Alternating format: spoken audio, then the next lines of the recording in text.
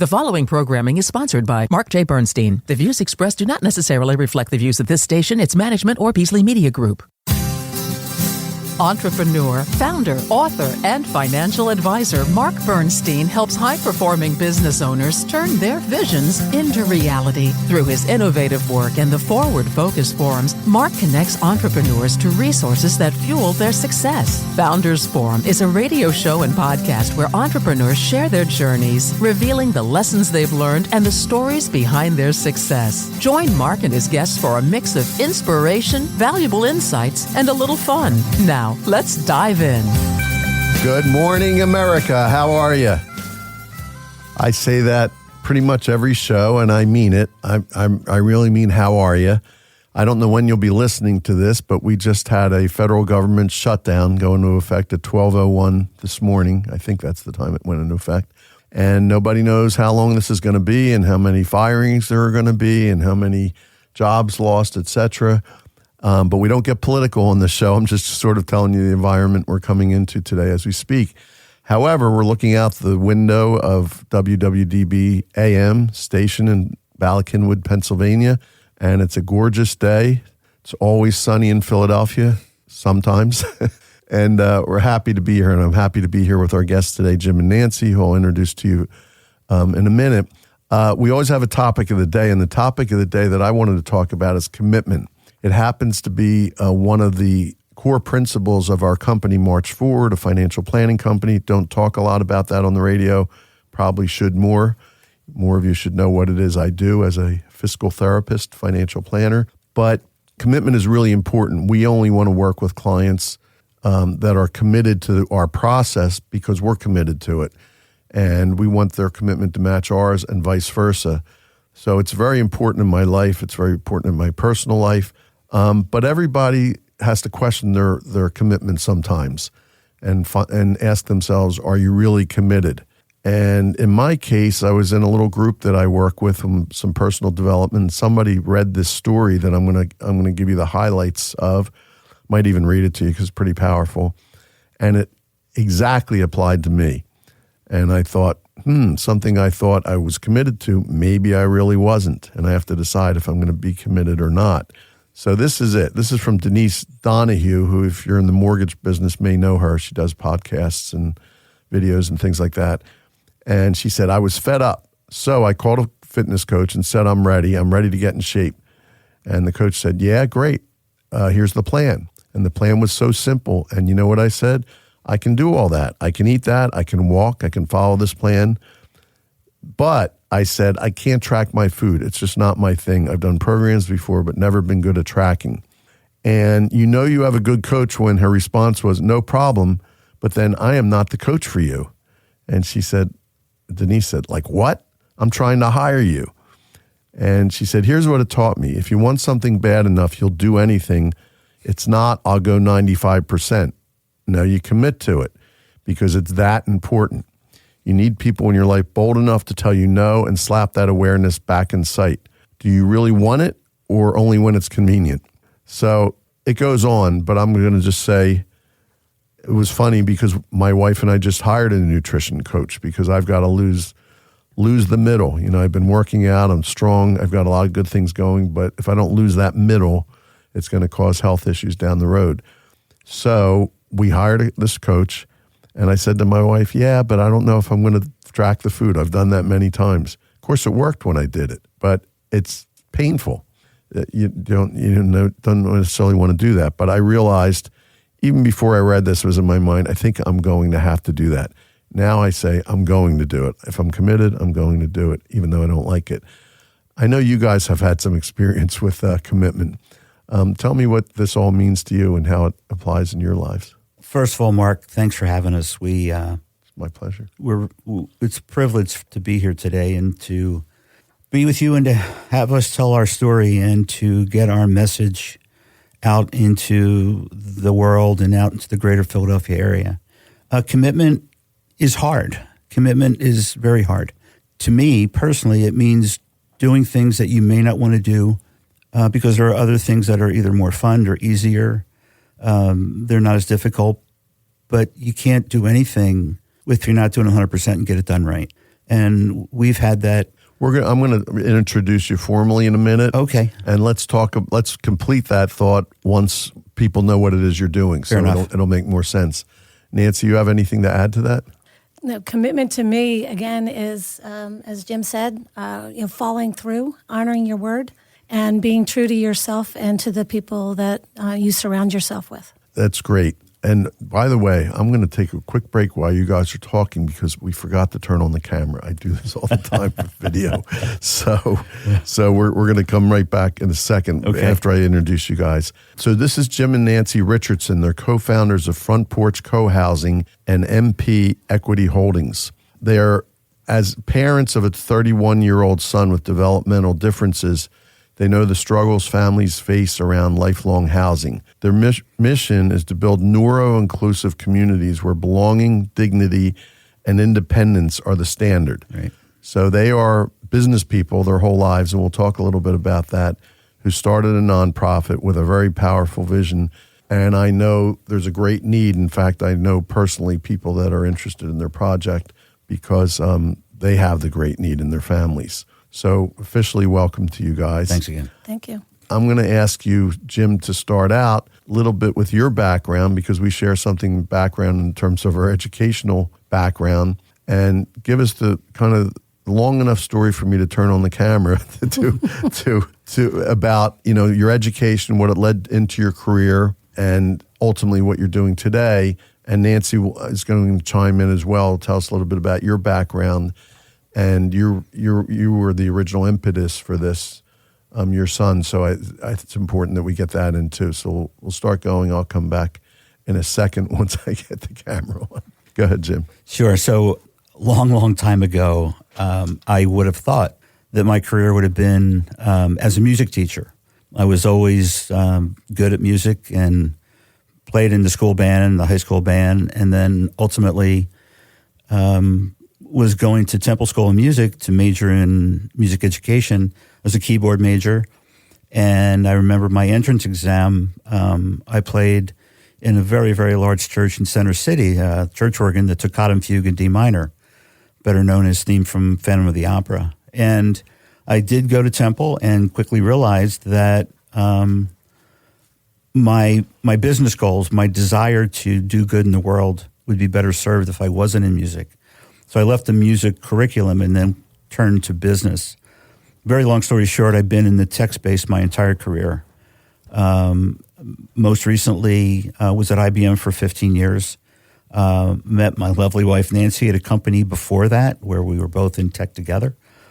I think that my background in business has really served me well, becoming an entrepreneur and trying to tackle this monstrous project to the ground. I have no doubt about that, knowing your story, and I know that your business experience was relative, and we'll get to talk about that.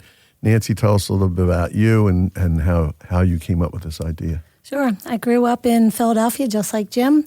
I have a close set of family around me they've been very supportive of everything that we've done so far, and friends as well, and all kinds of acquaintances through our professional life have been just so overwhelming supportive. There isn't a person that I haven't met that isn't touched by autism or intellectual disabilities in some way, shape, or form. They either know somebody or has a family member. I, too, went to business school, Florida International. I had my own catering business down there, started it by myself and grew it, graduated college with no debt. So I was you were a born entrepreneur. Yeah. very proud of that. Yeah. And as life unfolds, I married, had a son. He was born in 1994, and for those of you who could attest to this, the internet wasn't as pervasive as it is By the today. way, I have two kids, 93 and 95. So your son was right in the middle. Yeah. Yep. So I know exactly where we were at that time. So when my son was diagnosed, the doctor just basically said, "You're going to have a very long road to hoe." And I did not understand what he meant. And there wasn't any, computers, you could, like sources, you could look it up. You had to just start talking and reaching out to other families. Did he call it anything at the time, or he just said you have a long road to hoe? Just knew he had developmental issues? He used the word autistic. Okay. But he also used the word, retarded. Really? And, amazing that they were using that word still then. Yeah. True. But, again, you get that diagnosis and you're struggling to figure out what does that mean? And they Right. walk out the door and you're just left there dumbfounded. So what I have always done in my life is I face adversity head on and figure it out. And that's what I did. Jim came into my life when Michael was around 3 and 4 years old. And he accepted, my world because we fell in love and we've been true partners ever since. And as Michael was getting older, we started talking about where will he live. And when we're no longer able to care for him, we're no longer here. It's not just a matter of money. It's a matter of keeping him safe, protected, happy, and not lonely. So over the last couple of years, we've figured it out. We've actually figured it out. And now we're on a path to make that a reality. That's so great. I'm glad I had you tell that part of the story because I missed the love story part of it when Jim tells it. That's just, I think, a male-female thing, maybe, without a stereotyping. But it is a great story in terms of how you came together and the acceptance of your son. What's your son's name, by the way? Michael. Michael. So, I have that in my notes and I had forgotten. So you worked together at IBM, if I understand correctly, right? No, actually, we worked together at SAP. Oh, I misunderstood that. Okay. That's so you worked there previously. Yeah. And Jim, you're still with IBM or you've retired? I am not with IBM. I am with an IBM partner company that has given me great flexibility and supports what we're doing here. Because it's really hard to, we've bootstrapped for the early years of our existence. You can't do that if you're not having a good income and a good employment structure. Right. So I'm staring down the eyes of retirement, but it is my plan, Mark, that when we get our first project up off the ground and it's being built, that it will be time for me to move to that full time. And you're in full on now? Yes, I work for IBM. I have for the last 15 years. Yep. Mm-hmm. That's where I got the IBM part. Got it. So tell us about the beginning. So you are entrepreneurs. You're not-for-profit entrepreneurs. And by the way, we only have about a minute. Time flies. I should have told you that up front. We only have a minute before a commercial break. But tell us about the founding. Jim, I think you want to tell that part. The founding of Front Porch Cohousing and the challenges that you had up front, and then we'll take a commercial break and we'll come back and talk about how you met those challenges. Sure, and I think it's what Nancy had said that we, at one point, probably when Michael was getting out of high school, decided to start looking for future housing options for him and found none. So we did what we've always done is we've decided to tackle it head on and do it ourselves. So back in 2019, we got involved with some folks that were helping guide us. We formed our nonprofit. We also, at the same time, formed a sister for-profit that is going to help us raise the capital we need. So we know that this is not easy because if it was, it would have been done. This would not be a pervasive problem that we're trying to tackle. But we are committed to it, and we have over 258 families in the area who have said yes. We love what you're doing, and we have a need for housing like you have for your son. You know what? We didn't really formally talk about what that is. It was just before the break. Let's talk about. So it's a community you're building. Let's talk about what that looks like, and then I have some questions to ask you about the challenges after the break. Well, I'll describe it this way, Mark. You drive through any area of the city and any county here, and you see subdivisions all over the place. You see special needs. You see 55-plus communities. You see communities where they're building townhomes, single-family homes, but you never see a community that is neuro-inclusive, meaning that the intent for that community has been intentional from day one, where half of the citizens, half the residents have a disability and the other half are neurotypical. And that's what nobody has that anywhere. No. Amazing. No. Well, I'll chime in here, Mark. Jim and I have spent time touring the country, visiting where other families are doing what we're doing. We're taking a unique twist to this, where this will be ownership. So, like our son Michael will own his home, and he'll be able to leverage that asset into his elder years. Wow. And that's the missing component to what we've been seeing going around the country. But what's happening is other families are seeing the problem that we're seeing, and they're taking the bold steps, grassroots steps to create communities for their families. So I just got a vision, because we do some special needs planning in our practice. So in theory, you could have this house owned by a special needs trust. Correct. And can convert the equity into whatever needs the person has down the road. Mm-hmm. That's pretty amazing. With that, we're going to take a quick break, and we'll be right back. Thanks. Too many adults with autism and intellectual disabilities often face life alone, without safe housing, without independence, without belonging. And the chance to own a home? For most, it doesn't exist. Parents lie awake at night asking, where will my son or daughter live when I'm gone? Front Porch Cohousing is changing that. We're a nonprofit building neuro-inclusive communities, neighborhoods where adults of all abilities live side by side. Homes with smart home technology, shared spaces like gardens, kitchens, and of course, front porches that bring people together. Here, families look out for each other. Families can finally breathe easier knowing their loved ones are safe, independent, and included. But we can't do it alone, and inclusion can't wait. Join us in building the next community. Visit frontporchcohousing.org. That's frontporchcohousing.org. Inclusion, home, community. We're back on Founders Forum with Jim and Nancy Richardson, and we're just commenting in the break that their commercial was on for Front Porch Co-Housing, and there's piano music in the background. And I said, Jim, we could have had you play your own piano. I didn't mention earlier, you might know this because if you've listened to our show before, that I was also a music major in college, and I became piano as my major instrument, but I didn't learn to play piano until I was a senior in high school.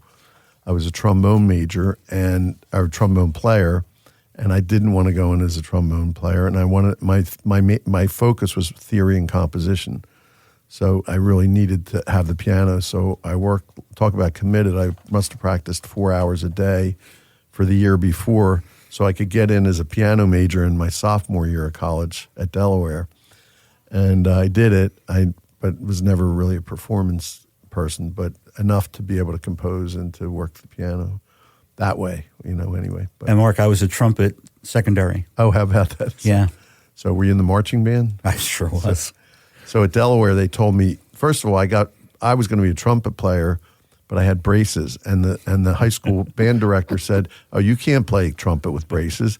I found out later they were short trombone players, so that's how I got into that. And then they told me at Delaware I had to be in the marching band, so I complied. And I really, no offense to the University of Delaware marching band, but it was so much different than the military style band that I was in high school.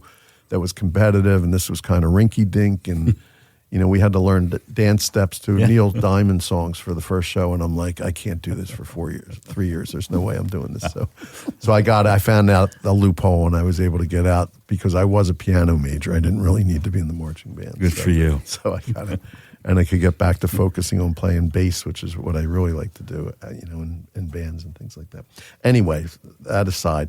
So challenges, I'm gonna mention them because we had talked about them earlier. I'll just introduce them. But your challenges in doing this is, of course, you had zoning issues, you had funding issues, you had deed restrictions, and I want to add one more because you've got to convince people that are not that are fully able that they want to be in this community. I would think. I don't know if you have to convince them, but I'm curious as to how you overcome whatever resistance people could possibly have to that. There's a term for that. It's a NIMBY, not in my backyard. Gotcha. Wow. Everybody everybody that we talk to about this community and what we're doing loves the idea. Nice. Until they figure out it's going to be adjacent to their community or their home. I love the idea, but it's not here. So NIMBYism is a real thing, and we've encountered, and we're still encountering it, but we will prevail. Because at the end of the day, people just need to voice their opinion, because mostly, Mark, they don't know. They don't understand what it is that we're trying to do, and it's not going to be a disruption to their life, or it's not going to drag down their property values. It will, in fact, increase the property values. But people don't understand, so that's always been a hurdle. Building real estate is tremendously expensive. Coming out of COVID with the shortages in supply chain, lumber went up, 200%, if you can get it. So materials and funding. And then, you got the issues with the public side with the zoning. There is no zoning for what we're trying to do, none. So we've created a brand new zoning petition, literally an ordinance that will allow us to leverage existing zoning in our township for a permitted use for Neuro-Inclusive. Which is Doylestown, Pennsylvania. It's in Bucks County. Bucks County. And our community will be in Hilltown Township. Hilltown, got it. Yeah, and Percy. Got it. And I'd like to also just thank, our architect firm, our legal, our developer, our builders, everybody who has contributed. I'd love to give the names. I don't know if we can, but they've come together to really, really dig in and lean in, and just really help us. And bring this vision to life. Well, I'd recommend people go to your website, because I did, and you can see your They're board. on there. Yeah, they're on there. So and our partners are listed on there too. And you have some powerful people that are on your board, and advisors as well, which is really, really great. When you say 250 people have signed up, does that have people, including people that don't have the Neuro-Inclusive issues, like in other words, people that want to live in the development yet, or no? No, our focus since we started in 2019, getting our nonprofit designation in January of 2020, our focus has been reaching out to parents like ourselves. Right, gotcha. Right, because we know that, to be specific, our community will have 50 units, homes. Half of those will be deed restricted, designated for adults with autism or an IDD. The other half are going to be market rate, neurotypical. And then there's 2 units above our community center for community managers, folks that will keep the community running, being the first point of contact. So our focus has been on the neurodivergent residents. And today we have 11 families that have signed up with a financial commitment to take 11 of those 25 units. We are working with a services organization. They may want to buy 5 to 10 of the units. So we know that when we put the sale sign in the ground, the neurotypical units, if you would, market rate units will just fly off the shelf, because there's just not enough housing for everybody. Right. I was going to say, and I'm sure you're making the houses attractive, and the neighborhood's going to be a very attractive neighborhood. Yep. And by the way, I think people that will end up there will find out that their lives will be enriched by being around people with the neuro-inclusive issues, because, am I saying that correctly? Yeah. That's the right way to say it? Yeah.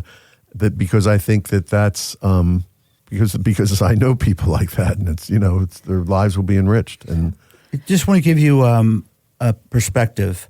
Every subdivision that I've seen, and I've seen a lot, everyone lives in their back. You park out front, your patio is out back. Our community will be reverse engineered.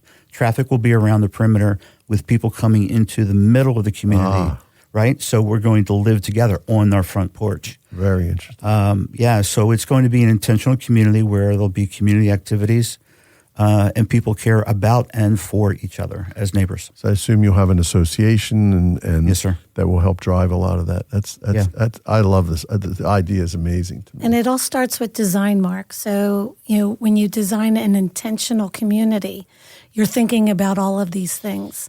What will bring these individuals together. Gotcha. And creating that space so that can happen.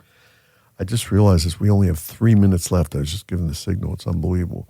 What you guys are doing is amazing, and I believe that you're changing the world, because as people find out about this, it's going to be copied in many communities around the country and around the world, I would imagine. So Hats off to you. Yep. Jim discovered a community that similar to what we're doing in Switzerland, believe it or not. Sweden. Sweden, excuse me. Really interesting. Yeah. Real quick questions because we only have a couple of minutes left, but I think these questions that we've picked allow for a little more about what you're doing. So number one, Jim, you had picked thoughts about what are your thoughts on your legacy? And you could both answer this, but I'm sure it's connected to what you're doing. Well, I think we've all heard that people want to leave the world in a better place than they found it. And clearly that's something that I want to do for my family and for Michael and all the other families we're working with. And to have this live beyond me, right? So it's not just something we will create and stand up, but there will be a sustainability plan behind it, a succession plan. And in 10 years, we expect to have a second and then a third. So this is something that has longevity. I think we have just begun to scratch the surface of a need that's absolutely pervasive, and it will catch fire. It's amazing. Nancy, you want to add anything to that? Sure. As a mom, every parent wants their child to be happy.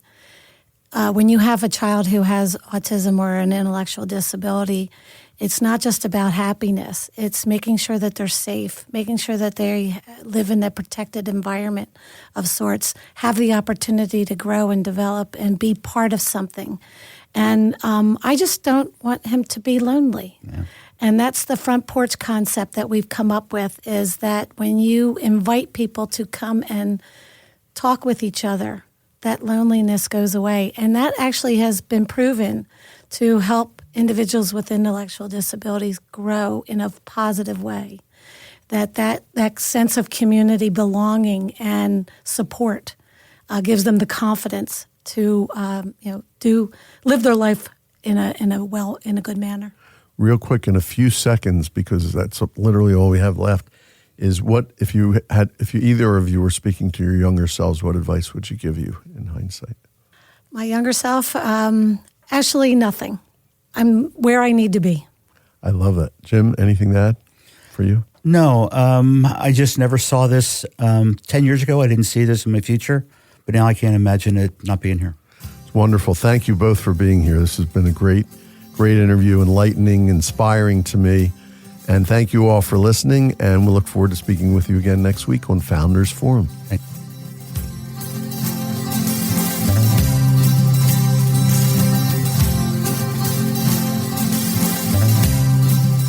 We hope you enjoyed your time with Founders Forum and that you found value to take with you throughout your day. Join us again next week for another episode of Founders Forum on WXKB 1039 HD2.